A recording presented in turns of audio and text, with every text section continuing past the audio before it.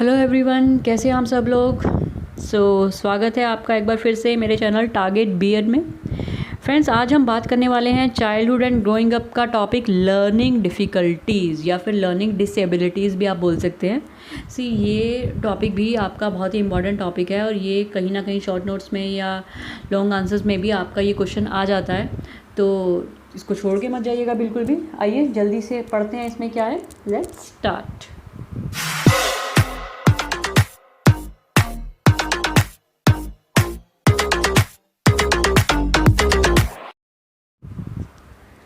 Learning difficulties often known as learning disabilities, इनको learning disabilities भी कहा जाता है, लेकिन थोड़ा सा डिफरेंस है, मैं बताऊंगी आपको।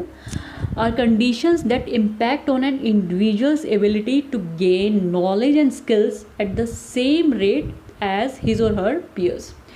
आपको कोई भी डिफ़िकल्टी आती है चीज़ों को सीखने में, स्किल्स एक्वायर करने में, नॉलेज में, as compare to your peers, आपके पेयर ग्रुप में जो आपके सेम एज के जो आपके और लोग हैं उनके कंपैरिजन में और बच्चों के कंपैरिजन में अगर आप देखें किसी चीज़ में आप लैग कर रहे हैं, किसी चीज़ को समझने में आपको डिफ़िकल्टीज आ रही है, तो that can be a learning difficulty और that can be a learning disability. Having a learning difficulty does not make someone less intelligent. ऐसा नहीं है कि अगर किसी को कोई भी लर्निंग डिफ़िकल्टी है तो वो लेस इंटेलिजेंट है। बहुत से बच्चे हाईली इंटेलिजेंट भी होते हैं, लेकिन उनमें कुछ ना कुछ लर्निंग डिफ़िकल्टी होती है कभी कभी ऐसा। It just means that they learn in a different way. That's why people with learning difficulties often require specific strategy training and customized lessons in order to overcome challenges and make progress in an academic environment. Learning difficulties जिनको होती है उनको थोड़ा सा different तरीका चाहिए होता है पढ़ाने का। उनके लिए कुछ कभी कभी हम स्पेशलाइज्ड टीचर्स भी रखते हैं ताकि उन बच्चों को वो बेहतर समझ सकें और उनके तरीके से उनको समझा सकें, जिससे वो जल्दी से अपने पेयर ग्रुप के साथ compete कर सकें। More a difficulty can be overcome whereas a disability is a lifelong condition. देखिए, ये फ़र्क है थोड़ा सा लर्निंग डिफ़िकल्टीज और लर्निंग डिसेबिलिटी में। आपकी कोई लर्निंग डिफ़िकल्टी है तो that can be overcome, but जो लर्निंग डिसेबिलिटी होती है वो लाइफ लॉन्ग होती है। ठीक है, ये थोड़ा सा डिफरेंस है। आगे देख लेते हैं लर्निंग डिसेबिलिटी को भी एक बार ध्यान से देख लेते हैं। Learning disability is a neurological condition that interferes with an individual's ability to read, write, speak, spell, compute, math, reason. कुछ भी हो सकती है डिसेबिलिटी, किसी सी चीज़ से भी रिलेटेड हो सकती है। आपकी रीडिंग से, आपकी राइटिंग से, आपकी स्पीकिंग से, आपकी स्पेलिंग से, मैथ से रिलेटेड हो सकती है, आपके मोटर स्किल से रिलेटेड हो सकती है, रीजनिंग से हो सकती है, individuals attention, memory, coordination, social skills, बहुत सारी चीज़ें होती हैं। तो आइए डिटेल्स में पढ़ते हैं किस किस तरह की डिसेबिलिटीज़ होती हैं। पहला है डिसलेक्सिया। डिसलेक्सिया क्या होता है? बहुत ही कॉमन लर्निंग डिफ़िकल्टी है ये।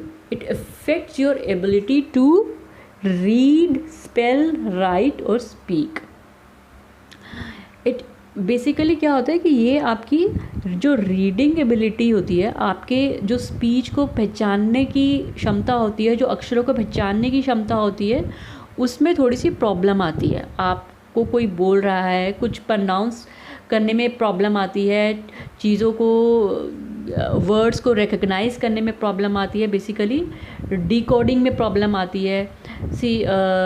It involves difficulty reading due to problems identifying speech sounds and learning how they relate to letters and words.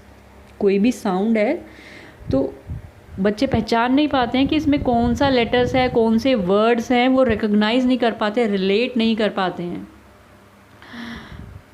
अगर आपको रीडिंग में प्रॉब्लम है तो उसी हिसाब से फिर बच्चों को उस वजह से राइटिंग और स्पीकिंग में भी कभी कभी प्रॉब्लम आने लगता है।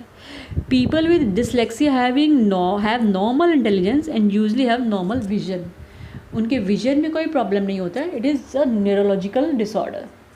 Most children with dyslexia can succeed in school with tutoring और अ स्पेशलाइज्ड एजुकेशन प्रोग्राम। उनको स्पेशल ट्यूटर दिया जाता है जो उनको समझ सके और उनको उनके तरीके से समझा के पढ़ा सके। तो ये है डिसलेक्सिया। नेक्स्ट देख लेते हैं dyscalculia. calculia, sorry. It's a brain related condition that makes basic maths hard to learn. See, calculia से ही हमें समझ में आता है कि ये it relates to calculation. They have trouble with math at many levels. They often struggle with key concepts like bigger versus smaller. Basically इनको maths समझने में प्रॉब्लम आती है, इनको नंबर से प्रॉब्लम होती है, बड़े और छोटे में फ़र्क नहीं कर पाते हैं, जल्दी से कैलकुलेट कर नहीं कर पाते हैं चीज़ों को. They may find it hard to know at a glance how many things are in a group. Like जब हम लूडो खेलते हैं, सिंपल से मैं आपको एक एग्जांपल देती हूँ. जब हम डाइस फेंकते हैं, हम डाइस रोल करते हैं, तो हम देख के ही समझ जाते हैं कि 5 है या 6 है या 3 है 2 जो. लेकिन जिस बच्चे को ये प्रॉब्लम होगा उसको काउंट करनी पड़ेंगी डॉट्स. वो देख के एकदम से नहीं बता पाएगा कि 5 है या 6 है. They will count the dots. तो that's the problem with them. तो ये भी कुछ कुछ ऐसे इश्यूज हैं जो they need the special education for this things. Next है, जल्दी से देख लेते हैं, dysgraphia. Dysgraphia is a brain based learning disability that affects fine motor skills, particularly writing. ये आपका राइटिंग से रिलेटेड है. डिस्ग्राफिया इज बेसिकली आपको लिखने में प्रॉब्लम आती है. It interferes with spelling, word spacing and the general ability to put thoughts on paper. आप सही से स्पेलिंग्स नहीं रिकग्नाइज कर पाते हैं, स्पेसिंग आपको समझ में नहीं आता है, कितना स्पेस लेना है, कहाँ से शुरू करना है, कहाँ पर ख़त्म होगा, वो एक आइडिया नहीं लगा पाते हैं लिखते वक्त. Kids with dysgraphia have unclear, irregular or inconsistent handwriting, often with different slants, shapes, upper and lower case letters. Those with dysgraphia occasionally have trouble with other fine motor skills. उनको थोड़ी अलग problems भी होती हैं, like tying their shoes, but not always.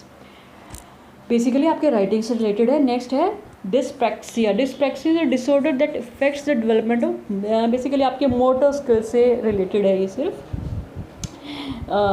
It can relate to, बच्चे मतलब ठीक से अपने आप से अपनी खुद की चीज़ें नहीं कर पाते हैं, getting dress, waving good bye, but with some proper guidance they can be improved and they can do their functions independently. Next है ADHD. थोड़ा इंपॉर्टेंट है. ADHD stands for attention deficit hyper activity disorder. People with ADHD may have trouble paying attention. Basically इनको attention से problem होता है, किसी भी चीज़ में कॉन्सेंट्रेट नहीं कर पाते हैं. किसी भी चीज़ में अगर कॉन्सेंट्रेट करना पड़े तो ये उस चीज़ से भागते हैं. They might day dream a lot, forget certain things, talk too much, have a hard time resisting temptation. मतलब इम्पल्सिव बिहेवियर होता है थोड़ा, एकदम से चीज़ों को कर जाना विदाउट सोचे समझे. Having difficulty getting along with others. Social skills में भी थोड़ा प्रॉब्लम रहता है इनको. Although ADHD can be cure, it can be successfully managed. Cure तो नहीं हो सकता है, बट वही है सिम्टम्स, और they can be improve with ages with proper guidance. Visual processing disorder क्या है? Visual processing disorders are disorders that cause people to struggle with seeing the differences between similar letters. मतलब जो visual जो चीज़ें हमें दिखाई देती हैं, उन चीज़ों को इंटरप्रिटेट करने में इनको प्रॉब्लम आती है. लाइक सिमिलर लेटर्स हो गए, नंबर्स हो गए, ऑब्जेक्ट्स, कलर्स, शेप्स, पैटर्न्स, इन चीज़ों को, मैप्स हो गए, चार्ट्स हो गए, सिंबल, पिक्चर्स, उन चीज़ों को वो इंटरप्रेट नहीं कर पाते हैं सही तरीके से. Language processing disorder, it relates to the processing of language. ये भी आपका न्यूरोलॉजिकल डिसऑर्डर है. ऑलमोस्ट सभी न्यूरोलॉजिकल डिसऑर्डर्स हैं ये. There appears to be disconnect somewhere in the message transfer from ear to the brain. मतलब चीज़ों को आपके कान तक पहुंच तो रही हैं, लेकिन ब्रेन तक ठीक तरह से मैसेज नहीं पहुंच पा रहा है. They have difficulty in receiving, recognizing and understanding language. चीज़ों को समझ नहीं पाते हैं, लैंग्वेज को समझ, मीनिंग नहीं उसका समझ पाते हैं, और एक्सप्रेस भी नहीं कर पाते हैं अपनी बातों को. नॉन वर्बल लर्निंग डिसेबिलिटी, इसमें बच्चे थोड़ा सा कंफ्यूज होते हैं. नॉन वर्बल लर्निंग डिसेबिलिटी मतलब जो चीज़ें नॉन वर्बल हैं, they do not have trouble decoding language. उनको लैंग्वेज में प्रॉब्लम नहीं है, रीडिंग लर्निंग में प्रॉब्लम नहीं है, but they have problem in recognising non verbal cues. Like face, लोगों के एक्सप्रेशन समझ नहीं पाते हैं, बॉडी लैंग्वेज समझ नहीं पाते हैं. Like if someone is saying a joke या फिर कोई बच्चा किसी को टीज़ कर रहा है, तो they take it as a seriously. मतलब एक्सप्रेशंस नहीं समझ पाते हैं, लैंग्वेज के पीछे की जो भाव हैं बच्चे के, जो फीलिंग्स हैं उनको समझने में उनको प्रॉब्लम होती है। He may also laugh at something serious if the speaker is smiling a little. मतलब वही है बेसिकली, वो समझ नहीं पाते हैं कि बेसिकली इंसान क्या कहना चाह रहा है। वो सुन रहे हैं, समझ रहे हैं, but exactly what's the person trying to express वो नहीं समझ पाते हैं। पुअर फाइन मोटर स्किल्स होते हैं, like tying their shoes, laces और यूजिंग सीजर्स वगैरह, छोटी मोटी चीज़ें, वो थोड़े फाइन मोटर स्किल्स नहीं होते हैं उनके पास। तो ये थे नॉन वर्बल लर्निंग डिसेबिलिटी, ये थे हमारी कुछ डिसेबिलिटीज़। तो इसमें कोई भी प्रॉब्लम हो, कोई भी इशू, आप प्लीज़ मुझे मैसेज करके, मुझे कमेंट करके बता सकते हैं। मैं ट्राई करूँगी एक बार फिर से आपको बताने का, या कोई और ऐसा टॉपिक है जो आप लोग चाहते हैं कि मैं बनाऊँ तो वो भी आप मुझे कमेंट करके बता सकते हैं। सो अगर आपने मेरा चैनल सब्सक्राइब नहीं किया है तो प्लीज़ मेरे चैनल को सब्सक्राइब कर सकते हैं, क्योंकि जल्द से जल्द हम और भी बहुत सारे वीडियोज़ लेके आने वाले हैं। So thank you so much for watching this video. Have a nice day, good bye.